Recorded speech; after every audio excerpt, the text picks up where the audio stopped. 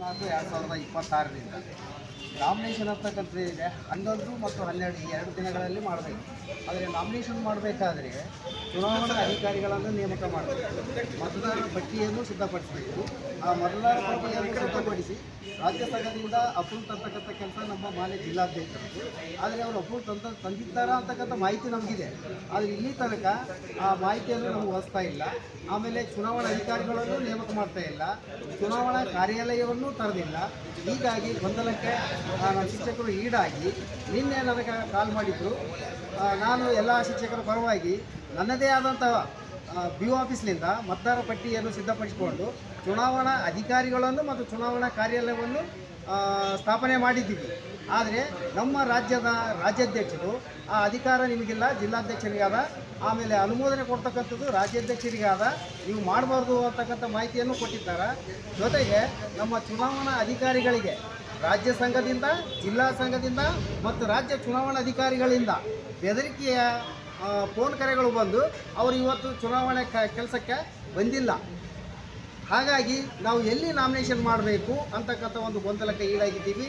ನಮ್ಮ ಕೈಗೆ ನಮ್ಮ ಜಿಲ್ಲಾಧ್ಯಕ್ಷರು ಸಿಗ್ತಾ ಇಲ್ಲ, ರಾಜ್ಯದ ಅಧ್ಯಕ್ಷರು ಸಿಗ್ತಾ ಇಲ್ಲ, ರಾಜ್ಯ ಚುನಾವಣಾ ಯಾರು ಅಧಿಕಾರಿಗಳು ಸಿಗ್ತಾ ಇಲ್ಲ. ಹೀಗಾಗಿ ಇವತ್ತು ನಾಳೆ ನಿನ್ನೆ ಇವತ್ತು ನಾಮಿನೇಷನ್ ಸರ್, 19ನೇ ತಾರೀಕು ಏನಿದೆಯಲ್ಲ ಚುನಾವಣೆ. ಆದರೆ ನಾಮಿನೇಷನ್ ಮಾಡಲಿಕ್ಕೆ ನಮಗೆ ಚುನಾವಣಾ ಕಾರ್ಯಾಲಯ ಇಲ್ಲ. ಈಗ ಮತದಾರ ಅದಕ್ಕೆ ಈ ಚುನಾವಣೆಯನ್ನೇ ರದ್ದುಪಡಿಸಿ ಮುಂದೊಂದು ದಿನವನ್ನು ಸೂಕ್ತ ಸಮಯಕ್ಕೆ ಕೊಟ್ಟರೆ ನ್ಯಾಯಸಮ್ಮತವಾಗಿ ಪ್ರಜಾಪ್ರಭುತ್ವ ವ್ಯಾಧಿಯಲ್ಲಿ ಚುನಾವಣೆ ಮಾಡಲಿಕ್ಕೆ ಅವಕಾಶ ಮಾಡಿಕೊಡ್ಬೇಕಂತ ಕೇಳ್ಕೊಡ್ತೀವಿ. ಸುಮಾರು ಈಗಾಗಲೇ ಇಲ್ಲಿ ನಮ್ಮ ಹತ್ರನೇ ಇರ್ತಕ್ಕಂಥವ್ರು 10-11 ಜನ ಅದಾರ ಸರ್ ಆಕಾಂಕ್ಷಿಗಳು. ಇನ್ನು ಬೇರೆ ಒಂದು ಟೀಮ್ನಲ್ಲಿ ಅದಾರ, ಅವ್ರು ಎಲ್ಲೋ ಕೂತು ಗೌಪ್ಯವಾದ ಸ್ಥಳದಲ್ಲಿ ತಮ್ಮದೇ ಆದಂಥ ಒಂದು ಚುನಾವಣಾ ಪ್ರಕ್ರಿಯೆಯನ್ನು ಸಿದ್ಧಪಡಿಸಿಕೊಂಡಿದ್ದಾರೆ. ಅಂದರೆ ಟೋಟಲಿ 2 ಪಂಗಡ ಅದಾವೆ ಸರ್.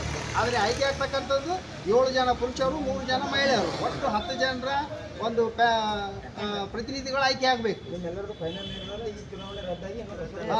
ಇನ್ನೊಮ್ಮೆ ಮತ್ತೊಂದು ದಿನ ಟೈಮ್ ಟೇಬಲ್ ಕೊಟ್ಟು ಮತದಾರ ಪಟ್ಟಿ ಮುಂಚಿತವಾಗಿ ಪ್ರಕಟಣೆ ಮಾಡಿ ಚುನಾವಣಾ ಅಧಿಕಾರಿಗಳನ್ನು ನೇಮಕ ಮಾಡಿ ಚುನಾವಣಾ ಕಾರ್ಯಾಲಯವನ್ನು ಓಪನ್ ಮಾಡಿ ಪಾರದರ್ಶಕವಾಗಿ ಪ್ರಜಾಪ್ರಭುತ್ವ ವ್ಯಾಧಿಯಲ್ಲಿ ಈ ಚುನಾವಣೆಯನ್ನು ನಡೆಸಿಕೊಡ್ಬೇಕಂತೇಳಿ ನಾನು ಕೇಳ್ಕೊಳ್ತಾ ಇದ್ದೀನಿ. ನನ್ನ ಹೆಸರು ಯಂಕಪ್ಪ ದೊಡ್ಡಮನಿ, ಯಾದಗಿರಿ ತಾಲೂಕಿನ ಪ್ರಾಥಮಿಕ ಶಾಲಾ ಶಿಕ್ಷಕ ಸಂಘದ ಅಧ್ಯಕ್ಷ.